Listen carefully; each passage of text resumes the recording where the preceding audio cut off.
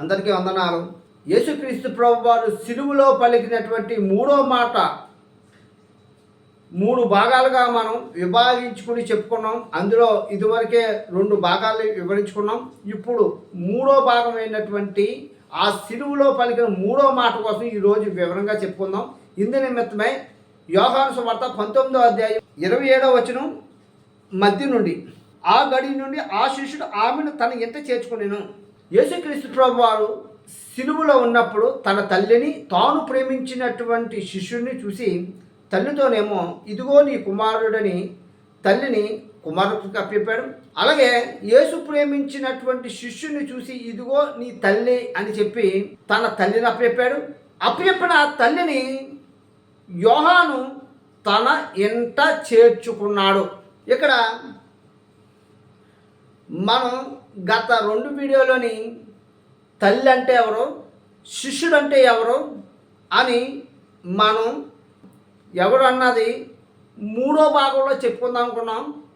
ఇప్పుడు దాని నిమిత్తమై మత్తయి సువార్త 10వ అధ్యాయం 24వ వచనం, శిష్యుడు బోధకుని అంటే అధికుడు కాడు, దాసుడు యజమానుడి కంటే అధికుడు కాడు. శిష్యుడు బోధకుని కంటే అధికుడు కాదు అంటున్నారు. ఇక్కడ శిష్యుడు అంటే ఎవరో మనకి తెలిస్తే బోధకుడు అంటే ఎవరో మనకి ఆటోమేటిక్గా తెలిసిపోద్ది. శిష్యుడు అంటే నేర్చుకున్నవాడు, బోధకుడు అంటే గురువు.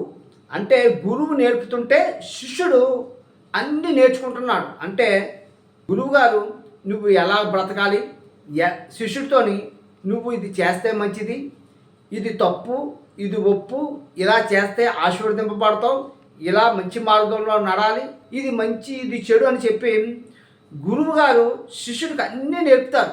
ఇక్కడ ఈ బోధకుడే, ఈ గురువే ఎవరంటే మనం సిలువలో పలికిన మూడో మాట అయినటువంటి తల్లి అని చెప్పబడుతున్నటువంటి ఆ తల్లే ఇక్కడ బోధకుడుగా చెప్పబడుతుంది. ఏమిటంటే ఇక్కడ అర్థం, తల్లినేమో శిష్యుడికి అప్పడం అంటే తల్లి ఎవరంటే మనందరికీ ఇక్కడ తల్లి ఎవరంటే యెరూషలేముగా మనం పరిగణించాలి. యెరూషలేమును ఇప్పుడు ఏం చేశాడు ఈ శిష్యుడు, చేర్చుకున్నాడు. యెరూషలేముని శిష్యుడు చేర్చుకోవడం అంటే ఇక్కడ శిష్యుడు అంటే ఎవరో మనకు తెలిస్తే యెరూషలేముని ఏ విధంగా తన తల్లి అయినటువంటి యెరూషలేముని ఏ విధంగా శిష్యుడు చేర్చుకున్నాడో మనకు అర్థమవుతుంది. ఇక్కడ శిష్యుడు అంటే నువ్వు నేను మనందరం కూడా శిష్యుల కిందే పరిగణించాలి.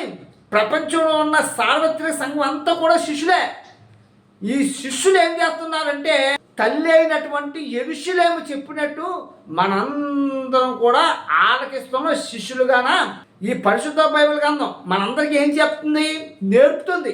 తల్లిలాగా నువ్వు ఎలా బ్రతకాలి, ఎలా జీవించాలి, ఏది మంచి ఏది చెడు, ఏది మార్గం, ఏది జీవం, ఏది సత్యమని మనకి బోధిస్తుంది ఈ పరిశుద్ధ బైబిల్ గ్రంథం. ఇదే తల్లిగా ఇదే యెరూషలేము. పరిశుద్ధ బైబిల్ గ్రంథం అంతా కూడా దేనికోసం ఉంది, యెరూషలేము యొక్క చరిత్రే. ఈ చరిత్రను అంతని కూడా మనకు బోధిస్తుంది. మనం ఏం చేస్తున్నాం, ఆలకిస్తున్నాం శిష్యులుగా ఉండి. ఈ ప్రపంచమంతా కూడా ఈ పరిశుద్ధ బైబిల్ గ్రంథాన్ని చేర్చుకున్నది. ఆ శిష్యుడు ఏం చేశాడు, ఆ తల్లిని చేర్చుకున్నాడు. అంటే ఇప్పుడు యెరూషలేమును మనం ఏం చేసాం, చేర్చుకున్నాం.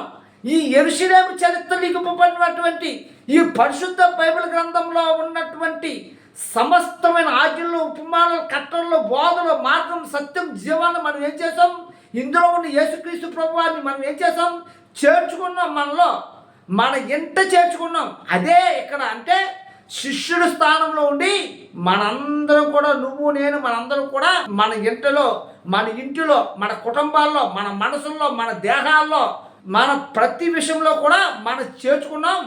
ఆ చేర్చుకున్నదే ఇక్కడ మనకు చెప్పబడుతుంది. ఇదంతా కూడా ఒక మాటలో చెప్పుకోవాలంటే తల్లి అంటే యెరూషలేము, శిష్యుడు అంటే నువ్వు నేను, ఈ సార్వత్రిక సంఘం అంతా కూడా శిష్యులమే.